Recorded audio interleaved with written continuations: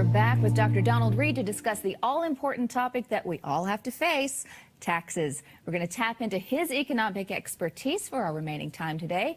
Okay, Dr. Reed, we are relying on you for some information about our taxes. There are so many myths, and it seems like the laws are always changing. How could we possibly keep up with them all? What's the first place for someone to start if they're filing maybe for the first time or the first time in a long time? Great question. The first place to start is with the receipts that you have for all the expenses you have incurred. Because no matter who you go to for assistance with your income taxes, unless you have adequate bills and receipts to substantiate your expenses, little can be done to help you. What kind of receipts should we be keeping? All receipts are relevant because even though they are not directly related, they may be indirectly related. And a great way to have control over your receipts, if there is an issue with keeping receipts, is to make payments by your checking account. That's a very safe way to go because let's say you lose your receipts. Let's say there's a national disaster and everything gets lost in a flood or a tornado or a hurricane. You can go to the bank and get a replacement for those receipts that were quote-unquote lost. So receipts, alternative method, your checking account, and debit card statements, which is connected with that, but do have a record. So you feel like this is something we should be organizing monthly or weekly? Because our life is it's so fast-paced here. Yes. You know, when do we make a plan to do this? What could be a good plan for us? Today. Start immediately. Immediately, yes. There's no such thing as a bad plan. It's always critical. And if we don't make a plan, the government will make one for us. So one way or another, one way or the other, we'll get the job done. It's preferably if it's done on our terms. And also keep a record of any income that you may have had, because that is critical as well.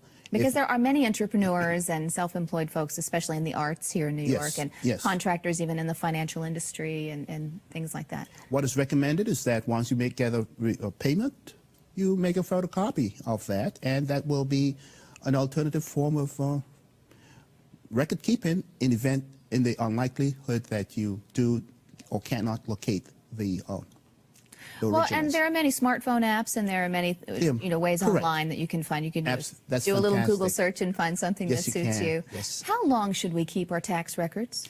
I recommend that you keep it as long as possible.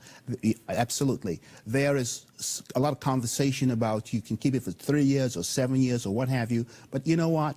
If you are in a situation where you have a house that you purchased 30 years ago and you need to sell that house, you can't say, well, the law only requires me to keep the receipts for 3 years or 7 years. You need the receipts from the date of purchase in order to justify the original cost of the home, whatever expenses you had of improving it, so that you can have an adequate documentation when you sell or dispose of that property.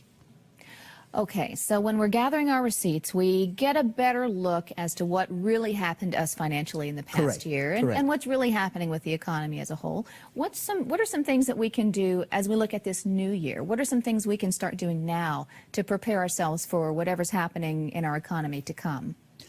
You can take the cue from those who have been successful in managing their affairs. And now that's maybe a short answer, but the long and short of it is that if you have good record keeping, then that is not only for taxation purposes, but also for financial planning purposes. You would want to know, can I afford a home? Can I afford an automobile? By having these records, you will have a clear picture of where you are financially and where you're going, income tax aside. Very good. That way we can gauge where we have been and what we can do. Yes. Okay, now you're about to give us some wonderful information. This is a question I've been waiting for you to answer. Yes. How do we use income tax laws to start a business or become our own boss? Oh, that's such an easy question. Love an easy answer. And it's an easy answer. You know, the income tax laws are designed to encourage individuals to become entrepreneurs. And that's exactly why the expenses you have with regard to your business is deductible against the income that you've earned in that business. That's a privilege that no one else enjoys. If you are an employee and you have expenses or losses, personal, they are not deductible from your personal income. Okay. So how did the tax laws, or I should say, what are the tax laws that allow us to help create wealth from scratch so we can really pass that on to our own investments and also future generations? That answer can be given in one word: legacy. Legacy. When we establish a business, I would want to say in the likely event that we die, but we all die, whenever that point in time comes that we either retire from the business or we are no longer able to conduct the business, right? The business can be passed on to our next of kin. Contrast that with being an employee. You can be the best employee in the world. When you resign, retire, or whatever, that job cannot be passed on to the next of kin. So that legacy is built into the whole concept of having your own business, thereby passing wealth on to future generations. So many people, when they start to gather their receipts or when they start doing their taxes, they're not going to be so happy because they may have to pay a lot and it could be very distressing. What do you say to someone who is working with a very stressful economic situation? What can you tell them so they can transform that into hope for their financial future? Get help. Get help. That is why there are practitioners out there. And now, the other question you're going to would ask naturally is, where do you get help? Or who do you get help from? That's right. Enrolled agent is someone who is federally licensed by the federal government, which I am an enrolled agent, and they are licensed to practice in all 50 states of the United States. So it means that if you are living in New York and you have a business in other states, California, Texas, what have you, you can have representation by one person. And that has to be contrasted with, let's say, a certified public accountant. Certified public accountants are licensed in the state in which they practice, so that they would have to get 3 other licenses in 3 other states. And so that is your first point of contact in order to get the professional help you need to not only resolve the issues in the state in which you reside, but in other states of the union. Okay. In all of your practice, you've worked with so many people in different financial states. Yeah. What are some of the secrets that you see that the wealthy use that you could share with the rest of us?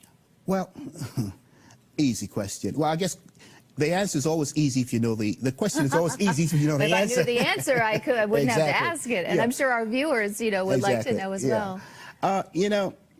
If you observe the rich, well, let me put it this way.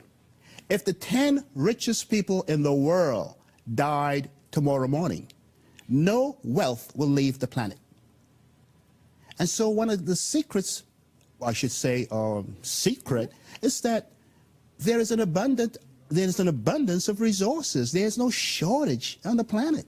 It's all here, and whatever is here is going to continue to be here ad infinitum. So that to think or to entertain a thought that there's not enough is not a direction you want to go. And if you do still have concern about it, well, I recommend that you just read my books, because all the answers, the truth be told, that I've given in this interview are scripted right out of excerpts from the books that I've written. Okay. Well, why don't you share some of those principles with us?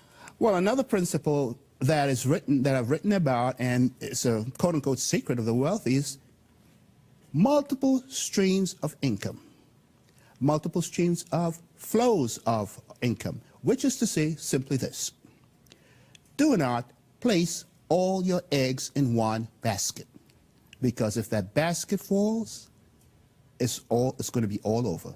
And so we find what has happened is that many people have lost everything they had because they invested all their money in real estate and the market went down, or they invested all their money with a particular broker and that broker is no longer in business and their money's gone. That is not the way you want to go. Diversification, diversification, diversification. There's a false sense of security if we do all our business with one source. Not so. You've got to have a diversified portfolio. Okay, so you're saying that we should not only invest with different people or invest in different streams, but what are some things that people can do to create additional revenue? The things that they can do to create additional revenue is very simple. This: find a need and fill it. End of story. There are so many needs. For example, the reason why I became a certified financial planner is because I woke up one morning and I discovered that I had lost the business that I started. I had lost the income I invested in it. I had lost my pension. I mean, the list of losses just went on and on and on. And for me to have continued to do what I did that got me into that situation would have been inappropriate. So what did I do? I didn't cry. I didn't blame the world. I didn't even blame myself. I went back to school and learned and got the knowledge that would avoid me having to experience that situation in the future, going forward. Long story short, that led me into the path to becoming a certified financial planner. And this is why I can speak not only from a position of knowledge, but from a position of experience of having been there, done that, and I'm here to tell the story. That's right. You came out the other side, didn't you? I certainly did, and you can too. Excellent, and we hope that it can encourage all of our viewers that they can as well. Look, you know, the excerpts, there are some excerpts from the book that you can read online on my website, and information is there. The information is available. Okay, and as you said, knowledge is power. Knowledge is right there. Dr. Reed has put it together for you in all of his books. And so we hope that you will consider your own personal financial responsibility and turn your despair or your distress into hope for your future. Thank you so much for watching today's Joy in Our Town. I'm Vijoya Chapelier. We'll see you next time. Thank you, Dr. Reed.